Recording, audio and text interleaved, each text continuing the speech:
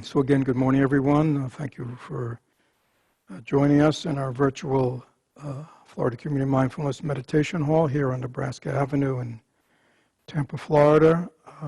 Looking out today, I am getting used to speaking to an empty hall. I don't know if that's good or bad, but that seems to be what's happening. So this morning, I woke up around 5:30. Usual time, woke, became aware that I was in bed and a new day had begun. Relaxed, set my intentions for the day, got up, went to the bathroom, went into the kitchen, made tea. This morning I made some chai. Spiced Indian tea. Came back, sat for a while. Went for a walk around a little after 7. Started to rain very slightly, quite surprising.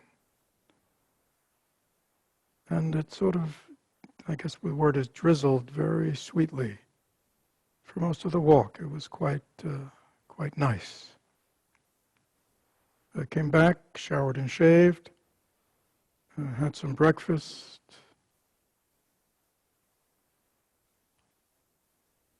Up to that moment, all the information, might say, that had come to me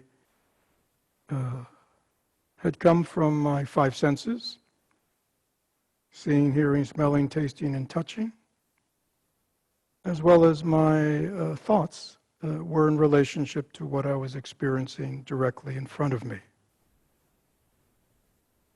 I was peaceful. I was calm. And then, as I've begun to do, after I finished breakfast, before moving on with things, I turned on my computer to look at some sites to see what was going on in the world. Now, when I did that, I left, even though I was using my eyes, I left the world of my 5 senses and direct experience and entered a different world. I entered the world of other people's thoughts, other people's images, other people's ideas.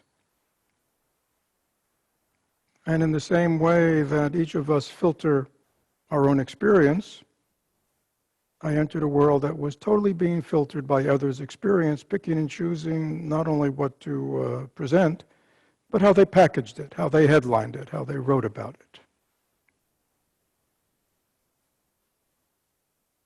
And so it was a very different world that brought up very different kinds of, or potentially, I should say, could have brought up very different kinds of emotional states, the same way we might say calmness or happiness or ease or clarity are all sort of mind states that we are cultivating. Being with the news clearly was trying to generate different kind of mind states could be generated.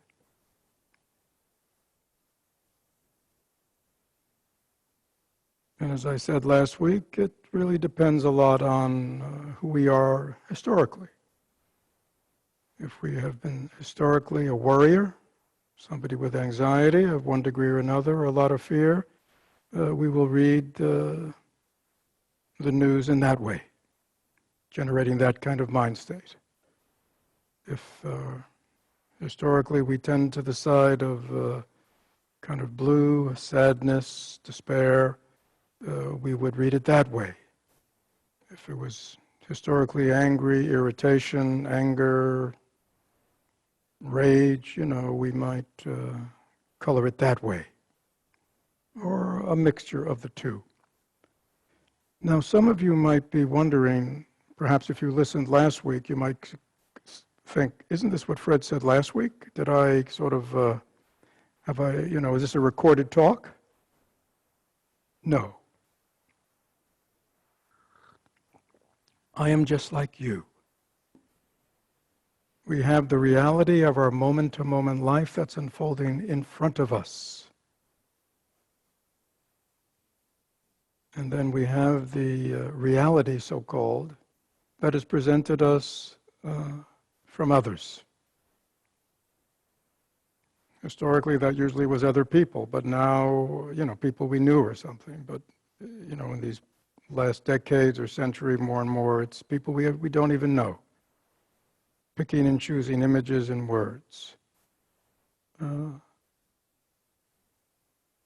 But it's very important, my friends, especially now, that we really distinguish clearly that the reality of our lives for each of us unfolds in these moment-to-moment experiences of life. Just close your eyes for a second and take a moment to think about how your morning has unfolded. Not in terms of your thoughts, but just in terms of the reality of what you did. You woke up, you got out of bed, you went to the bathroom, you got dressed, you washed your face, you went and made your tea or coffee or breakfast, you interacted with this one, you did that one, you saw this, you heard this, Isn't that all that happened to all of us? Since whenever we woke up this morning, we have had a series of events that have unfolded in the reality of our five senses. Seeing, hearing, smelling, tasting, and sensing. And then there has been another unfolding, the unfolding within our own mind, thoughts, feelings, perceptions. Now, whether this unfolding within our mind has been connected to the reality that's unfolding right in front of us, or is unfolding within our minds from rumination, obsession about the past, worrying about the future, or taking in lots of this other type of information and transforming it through the way we process it. Again, most of us are processing it through our own filters. Historical filters, political filters, social filters, personality filters, historical emotional filters. Please ask yourself, as I look at my morning, was my morning unfolding from what was present right in front of me and my direct experience of life, but was it primarily unfolding within my mind, conditioned by lots of thoughts that are coming from past and future, coming from the cultivation of afflictive mind states, and from over-involvement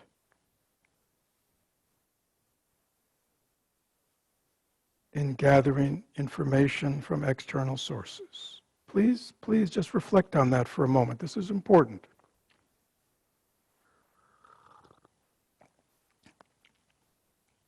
I explained to you how my morning unfolded. I woke up at 5:30. I didn't turn on my computer till 8:30. Already I was grounded, stable, calm, clear. So when I opened my computer to take the news of the day, that was my foundation. I had a foundation. Please check yourself. When you woke up this morning, did you check your phone right away?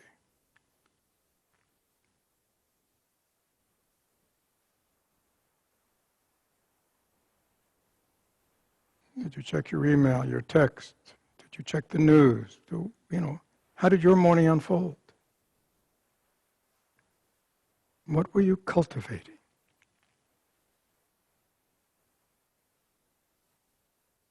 Were you even conscious that all those actions done and actions not done, is what has been conditioning your mind state? And since our mind state is the ruler of our speech and our body, what we've been cultivating in our mind this morning has also probably been conditioning the things we talk about, the way we talk about things, the actions of our body.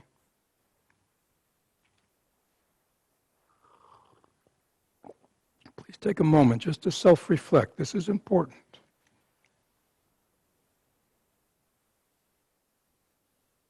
We need to be able to distinguish. If we can't distinguish, how do we know what to heal and transform? If we don't know where our suffering's coming from, how can we end it?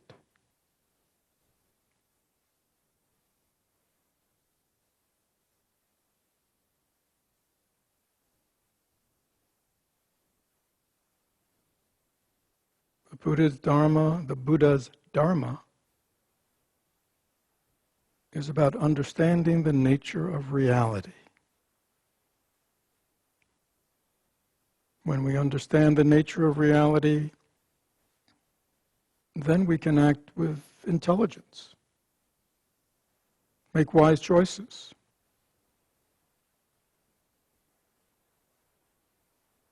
Know the difference between the wholesome and the unwholesome.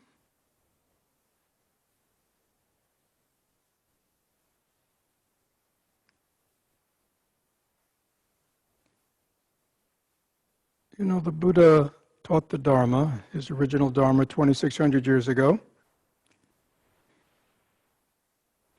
He taught this basic way of looking at life in the big picture and in the very human picture. Our community spends lots of time in our Dharma talks, in our day-longs, in our intensives, in our retreats, in our mentoring, to help our members understand the Buddha Dharma. The Buddha taught the Buddha Dharma to help us, to help liberate us from incorrect view, from distorted thinking, from afflictive emotions. This is what the Buddha taught. And his Dharma that he taught for 50 years, over 2,600 years ago, has continued to this time, being taught by teachers in many different countries. And all those countries over 2,600 years have gone through their changes. There has been peace and there has been war. There has been goodness and there has been evil, we might say. There has been times of fruitful crops and plenty, and times of drought and famine. The rains have come on time and the rains haven't. There have been floods and fires. And there have been epidemics and pandemics. And there has been sickness, old age, and death.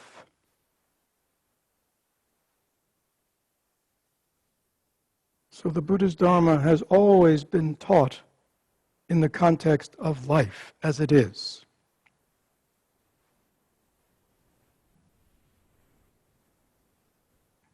And the Buddhist teachers are always doing their best, based on the Buddha's Dharma, to express it in a way that is helpful and meaningful to whatever the situation is at their time, in their culture, in terms of what's going on.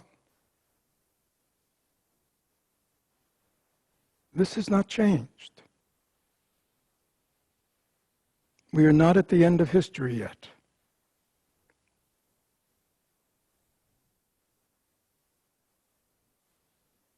Things arise and disappear. Civilizations arise and disappear. Cultures arise and disappear. All human beings arise and they've all disappeared. World systems arise and disappear. This is the nature of things. I'm not much of a scientist, but I seem to remember Something about that when we look up in the night sky and see the stars, because of the nature of time and light, many of the stars actually, in a physical sense, no longer exist. This is the nature of reality. We need to see the big picture so we can deal with clarity, groundedness, fearlessness, openness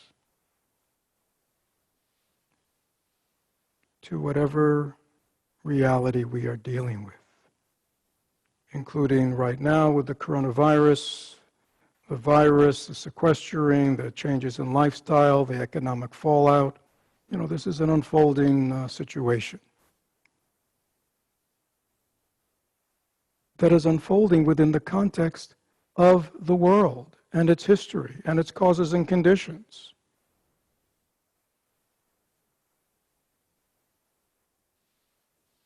In every area of life. The political causes and conditions. I could go on and on. I think you understand what I'm saying.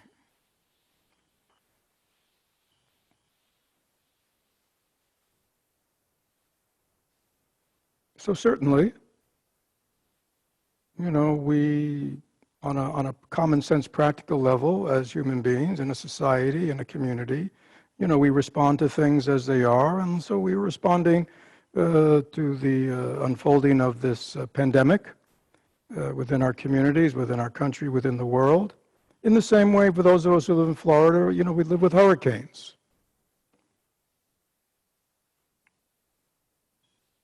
We know the instability that is always present to us, well, at least in the hurricane season, historically. We know they come and they go. Sometimes they come and go with great strength, and sometimes they don't. Sometimes they look strong and then they peter out. Sometimes they look weak and then they strengthen. Sometimes they're coming right for us. Sometimes they veer at the last minute and go somewhere else. But those of us who live in Florida, we know that this is the nature of life here. And so we deal with it. We prepare. We listen to what the experts are telling us to do when we know it's coming. We store food. We get our evacuation plan. We, hunker down. We do the right thing. And yet we know that that's all we have control over. We don't have control over the hurricane. It has its own causes and conditions. From the virus's point of view, and I am certainly not a scientist, the virus has its own causes and conditions. How it moves, how it lives, how it feeds. I don't know if I'm using the right terminology, forgive me. All we have control over is our behavior.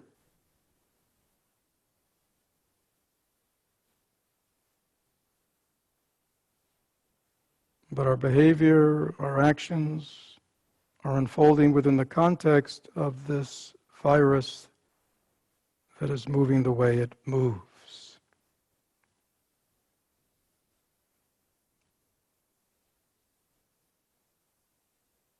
So, when I spoke, I think 3 or 4 weeks ago, I shared with you the 3 fierce mantras, offering that as a very powerful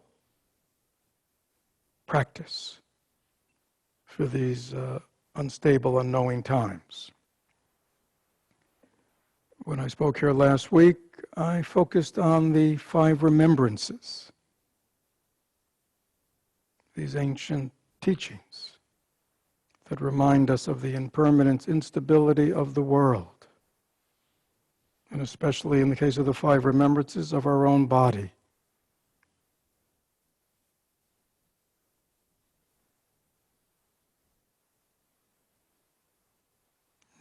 It is said, when everything is going well in the world, everyone looks like a great practitioner. We might say when everything is going well in our life, we're all great practitioners. We're happy, we're calm. But that statement really lets us know that we really only know how good a practitioner we are when things are not going our way. Right now, things are not going our way. This is the time to find out, really, the depth of our practice, the depth of our commitment to our practice, to the Dharma, to cultivating the wholesome and not cultivating the unwholesome. It's like I said last week, we repeat over and over again the 5 remembrances. I'm of the nature to get sick, I'm the nature to age and grow old, I'm of the nature to die, everyone that I love and part of my life I'm going to be separated from. We all know that. We all repeat that until it really happens to us or our loved ones in life. And then many people freak out. Because the teachings have not gotten real yet for us. We haven't taken them to heart. We haven't brought them into the core of our life, of our being. Now, so if we freak out and realize, I really only got that intellectually, conceptually, or I got it for everybody else, I never got it for myself or my loved ones. Well, don't despair. Now's the time where we have clarity about the level of our practice. And the question only is, what do I do now? Am I going to take the practice to a deeper level, or do I want to give in to fear, despair, anger, confusion, agitation? That's our choice.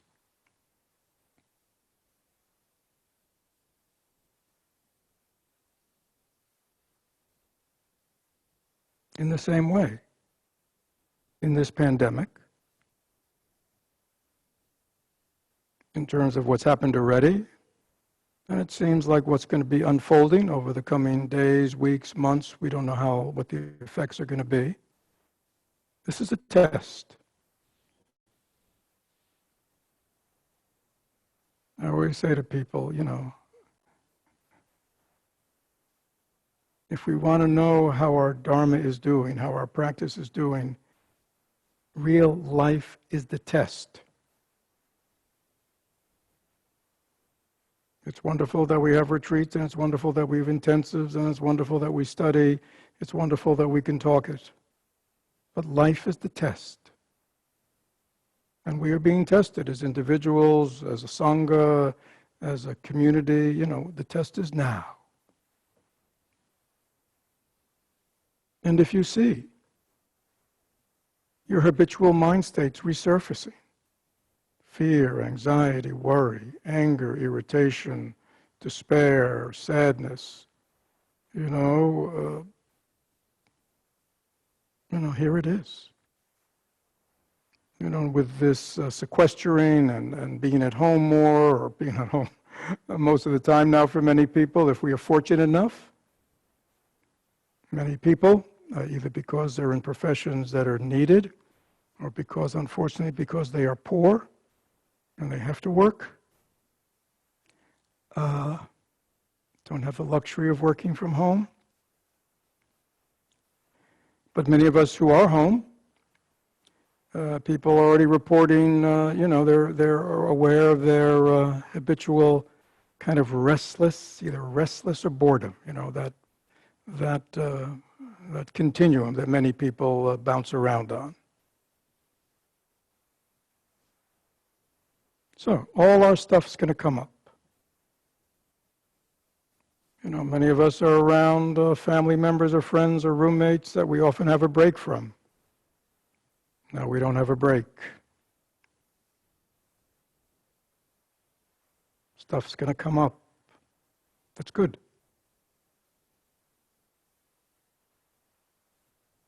If we are serious about healing and transformation, we want our stuff to come up.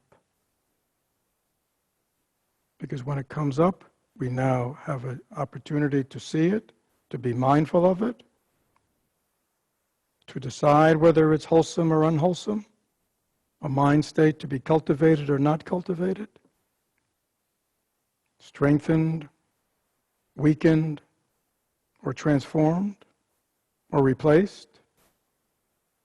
So this is the opportunity that we are all faced with now. This is the opportunity that has been given us in this time of adversity.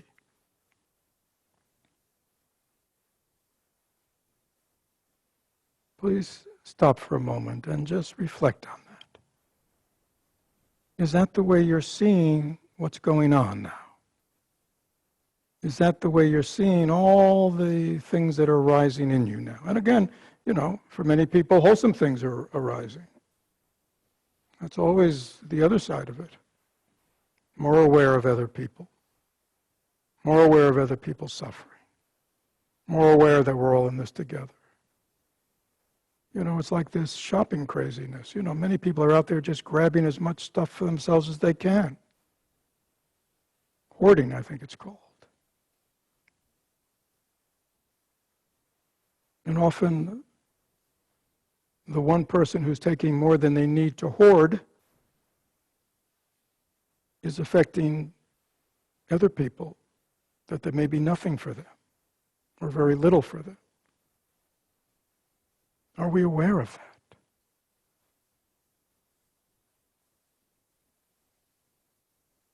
We may not be. When we are fearful, we only think of ourselves. Fear is very narrowing, very constricting. Fear is very self-centered. I only care about what's going to happen to me, or what's going to happen to my loved ones. Very narrow, very constricting. We don't care about anybody else when we're afraid. Survival mode.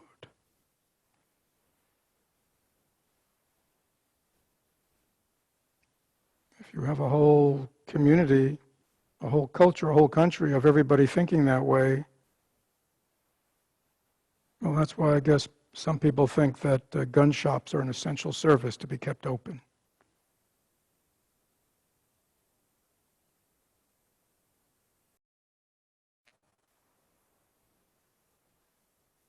So again, please just take a moment before we go on and just reflect. Close your eyes and just reflect. What has the last 2, 3, 4, 5 weeks brought out in you? Wholesome and unwholesome. This is very personal, very private. You don't have to publicly disclose. Go in. What has the last 1, 2, 3, 4, 5 weeks brought out in me?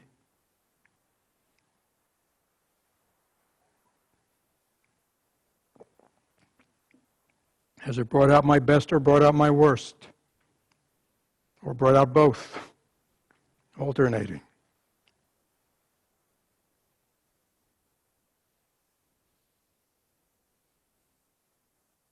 Take an inventory of these past weeks. Your inner response. Your very private response within your own mind and body to this adversive situation. Has it brought out the best or the worst? Has it brought up a lot of old friends, old parts of yourself?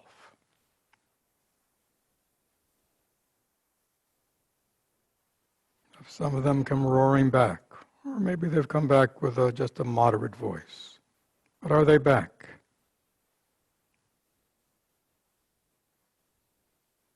Has altruism or selfishness been your watchword over these past weeks?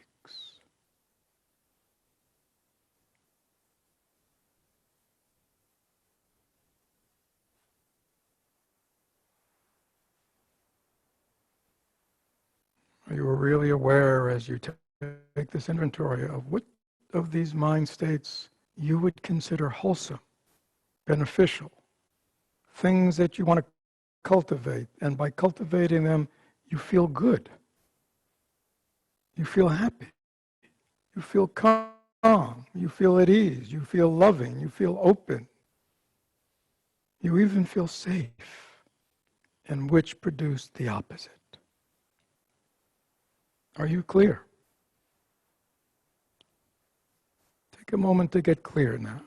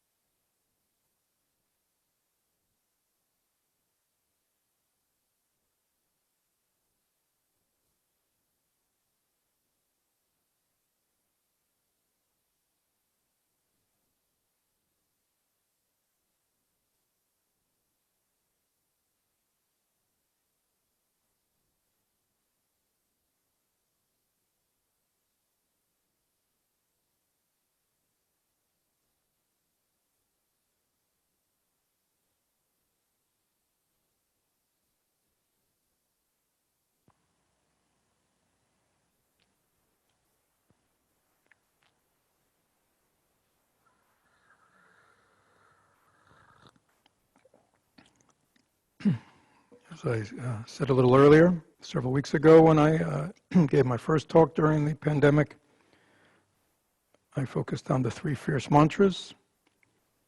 Last week I focused on the 5 remembrances.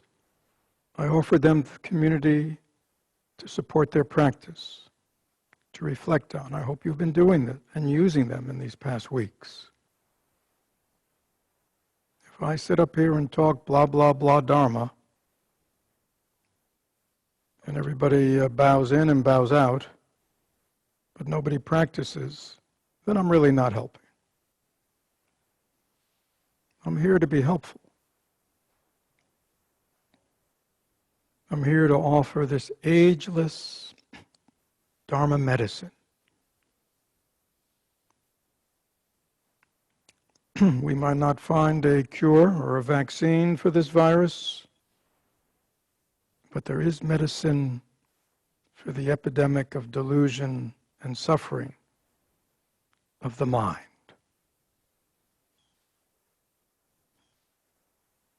I offer the Buddha Dharma as medicine to heal, to make strong.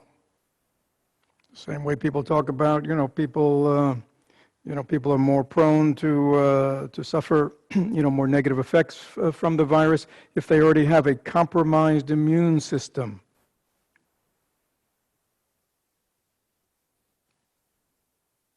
And they're talking about a physical immune system. But many of us have a very compromised mental immune system.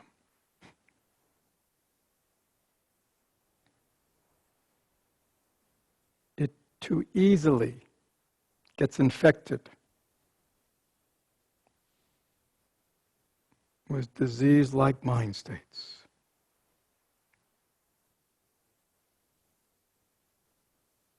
The Buddha Dharma, in this case the teachings and the meditation practices, help build up our mind immune system.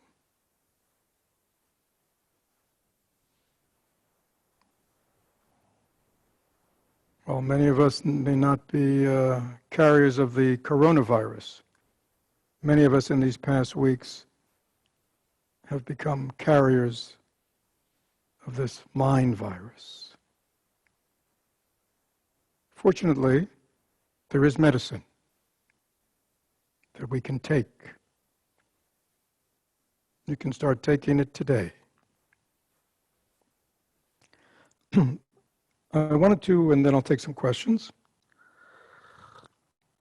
Today I wanted to bring your attention to, in the Buddhist tradition, and especially in the Plum Village Thich Nhat Hanh tradition, I think most of you know that, I won't go into it, are these mind trainings. These kind of guidelines for the actions of our body, speech, and mind, the ethics, we might say. For lay people, there are the 5 mindfulness trainings. For those who are in the tradition of the Order of Interbeing or are aware of the 14 mindfulness trainings, there are the 14. In the five, the fifth one is is on nourishment and healing. The sort of analogous one in the 14th, somewhat analogous, is the seventh, dwelling happily in the present moment.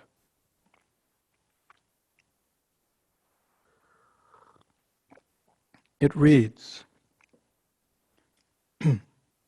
aware that life is available only in the present moment, we are committed to training ourselves to live deeply each moment of daily life.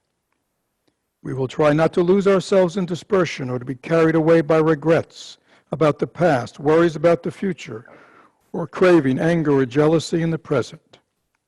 We will practice mindful breathing to be aware of what is happening in the here and now. We determine to learn the art of mindful living by touching the wondrous, refreshing, and healing elements that are inside us and around us in all situations. In this way, we will be able to cultivate seeds of joy, peace, love, and understanding in ourselves, thus facilitating the work of transformation and healing in our consciousness. We are aware that real happiness depends primarily on our mental attitude and not on external conditions, and that we can live happily in the present moment simply by remembering that we already have more than enough conditions to be happy.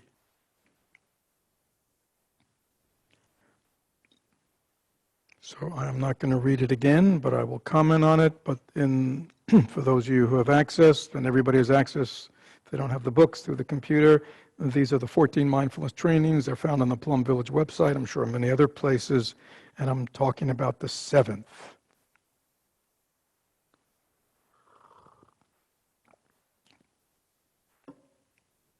Do you hear what is being said to you, to us? Aware that life is available in the present moment only. This moment is the only place that we are alive. If we want to be alive, truly, we have to be alive to the moment as it's unfolding right now. And we are committed to training ourselves to live deeply each moment of daily life. This is our training. Yeah, if you go right now, wow, I don't live my life that way. I'm not aware that I'm alive in the present moment. I'm all over the place. That's okay. Good realization. So from this moment on, begin training. How do you train? Discipline, repetition, over and over again, over and over again, over and over again, leaving, coming back, forgetting, remembering, falling down, picking yourself up. That's called training. This is a training we're undergoing. Training in wakefulness. Training in being alive. Please, it says here, we are committed. This is the people who are taking this vow are committed. So I hope if there are people listening who have taken this vow, who are in the Order of Interbeing, or are aspirants for the Order of Interbeing, or have attended recitations of the Interbeing, or have read the book Interbeing and have read these, or will read this, ask yourself, am I committed to this training? I'm committed to not losing myself in dispersion or carried away by regrets about the past, worries about the future, craving, anger, or jealousy in the present.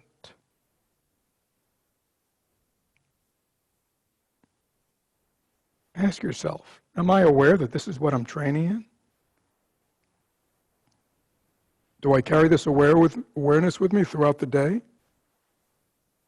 When I'm by myself, when I'm with others, loved ones, colleagues, strangers? Have I made this commitment to live a mindful life, to not be lost in dispersion and not cultivate afflictive mind states? Do I know how to practice body-breath awareness, mindfulness, or whatever your practice is, that when you get dispersed or lost, you know how to bring yourself back? You know how to ground yourself. You know how to stop. Do we know this? Do you know this? Ask yourself, please. If not, now's the time, beginning today,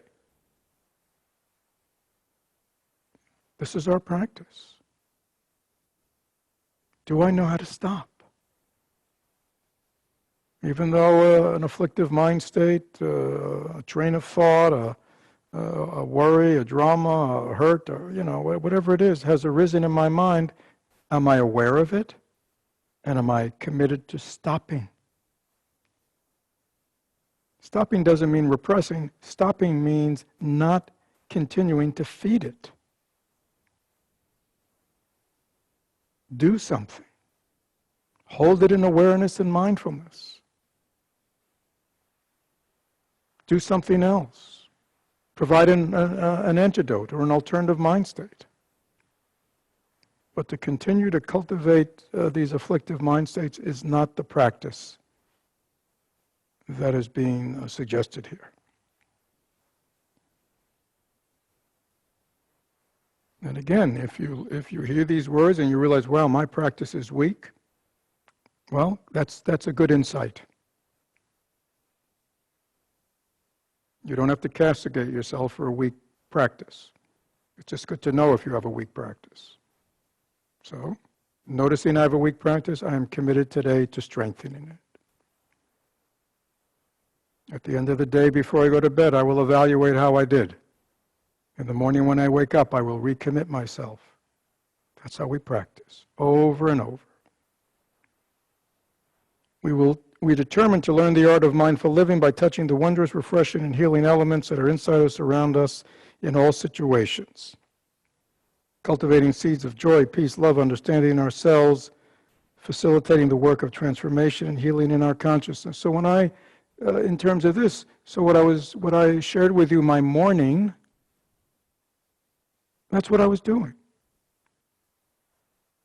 I was living mindfully and very consciously touching things within me and around me that cultivate wholesomeness, that cultivate joy and peace and understanding, right?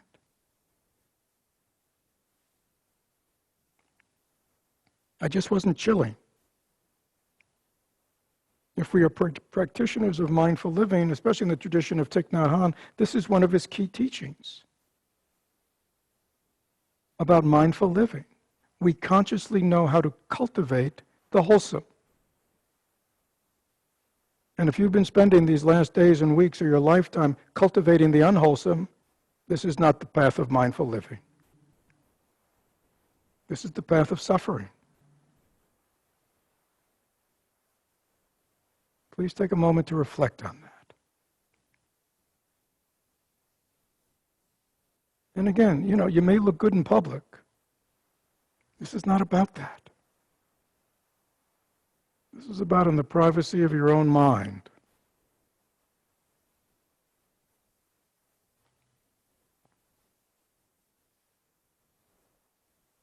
This is in the privacy of your own speech, your words.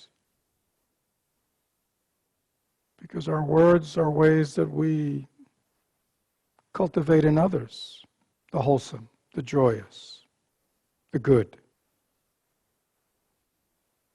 So when we are cultivators of the wholesome, we're not just only the cultivators within our own mind, we're also trying to cultivate help for others. I was saying to somebody on the phone yesterday who was, thinking they were helping somebody who had lots of fears and angers by just listening to them. I'm just practicing deep listening. Well, yeah, but by letting them go on and on and on, at the end of that conversation, they may have had a catharsis, that they got it all out, until they have the next call.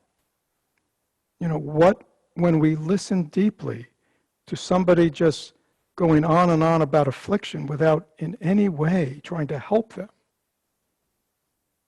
are we really helping them? I'm not saying deep listening sometimes and offering your presence can't be very nourishing, but oftentimes it's not. We are just nurturing and supporting somebody's suffering. Sometimes just saying to somebody, oh, okay, yeah, you're right. Can you tell me something positive that happened today? Is the sky still above you? Seen any flowers? and even good today. It's like, what do we want to cultivate? Because as it says here, facilitating the work of transformation, healing in our consciousness. In Buddhism, we heal by the cultivation of the wholesome. Healing means becoming whole. Cultivating the wholesome returns our mind to wholesomeness.